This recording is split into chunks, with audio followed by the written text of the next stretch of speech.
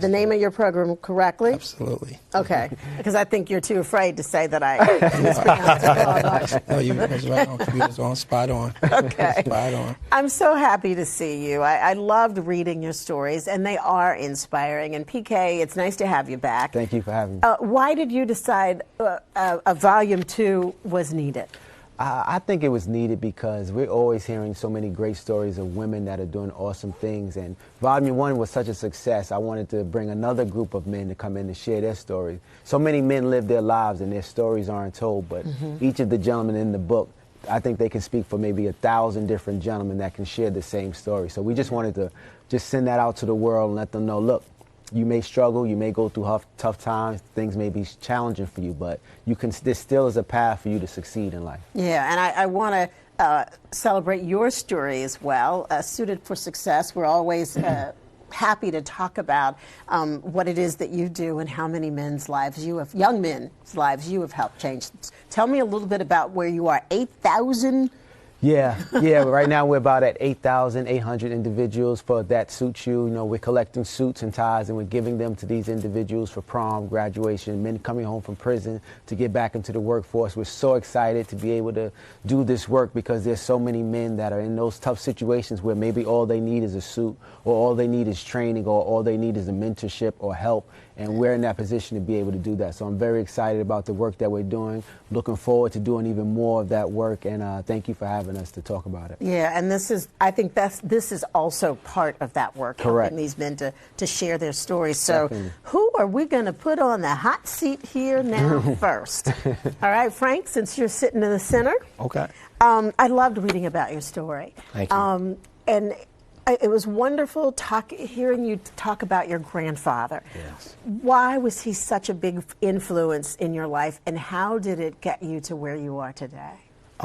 Perfect question. My grandfather, Lavelle George Brady, was just like a generational champion.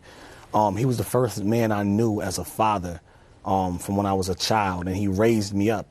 And he helped steer me through a lot of difficult situations and circumstances in my adolescence and teen years. And no matter what type of issues I was getting into, trouble, he never gave up on me. He's always been the image of a protector and a provider, that someone made sure that he took care of his family regardless of what was happening in his life.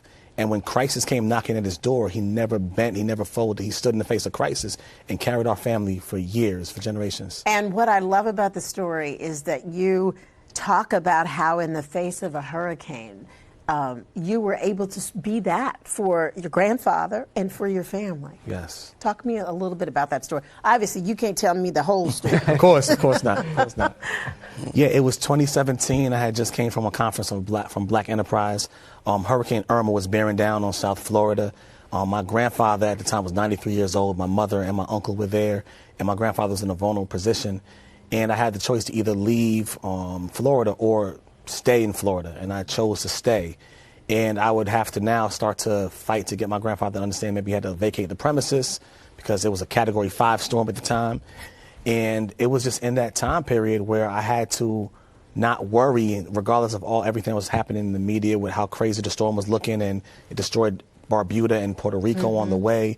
I had to really ground myself and realized that even though there was a storm going on around me, the storm inside me couldn't happen. I had to stay grounded and calm, and I had to be that leader like my grandfather was. I had to be the one to the family to help them make the right decisions, not just from a space of pressure, but a space of what's best for us as a family. And why was that important for you to share with young men, really with anybody who picks this book up to read it? Well, it was important for me to share because I feel like, you know, as young men, we all go through spaces of crisis in our lives. We all experience difficult, circumstances. And one thing that happens often is that when we're in crisis, we don't have the chance to think about, well, we've been in crisis before. What is the processes that we have learned through going through past crises, how we take those forward and apply them to the current situation we're dealing with, right? So for me, it was important so I can show them my process, and they can now take that and use it to deal with situations they're dealing with. And Horace, your story is also so many people's story. It's my story, the fact that you had mentors throughout your life that really helped you to get to where you are. And in fact, that's what you are. They paved the way for me. Yeah, talk to me a little bit about why mentors are important and why you wanted to share that journey. My growing up in Brownsville, single mother, didn't have the male role model at that particular time. There were men who always looked at me as their little son, recognized me as having so much potential, and wanted to make sure I stayed on the right path. So there was Mr. Popo, who worked in the factory, but he went to work every day. Came home tired, I know he was, but he took the time out to spend with the young men downstairs. If it was not playing stickball, if it was not just asking us how our day was, punches around, but just guided us and showed us. He didn't have the education, but he had the willingness to spend time with young men like myself. Yeah.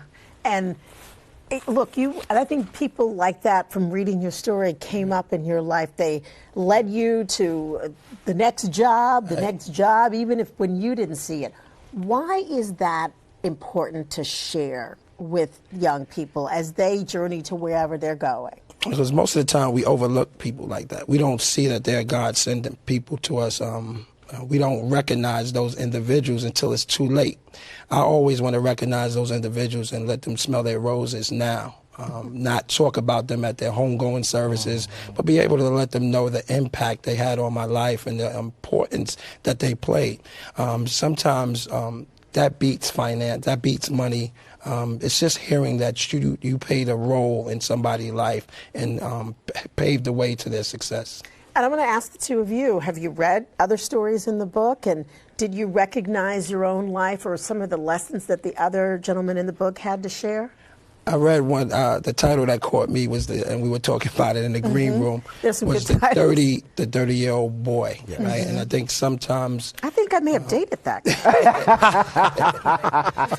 sometimes it takes us a while. a while to recognize and to see some of our gifts and our goals and our to see that we have to get over some things, and sometimes it may take us a little longer, but I think these stories will impact young men so much, because in each story, one, as PK said earlier, one young man, 1, 2, 3 young men says, that's my story. Yeah. And that's what we want. That's what we want to get out to the community. Yeah, I do. I think it's wonderful. As you listen to them share their stories, do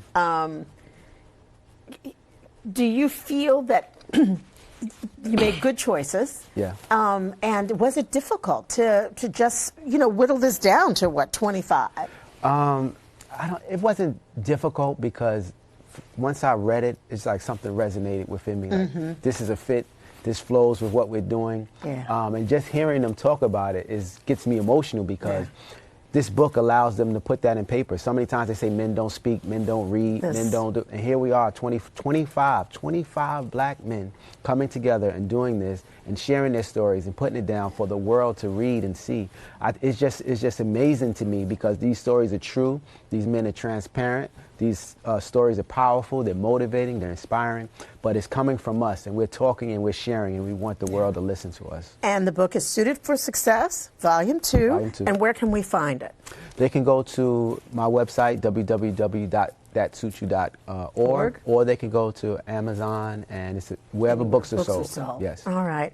What a pleasure to meet you both. Thank you. I know I'll see you again. And thank you so much for sharing your time and your stories. Thank you. Thank you for having us. Stay tuned for more Here and Now after this break.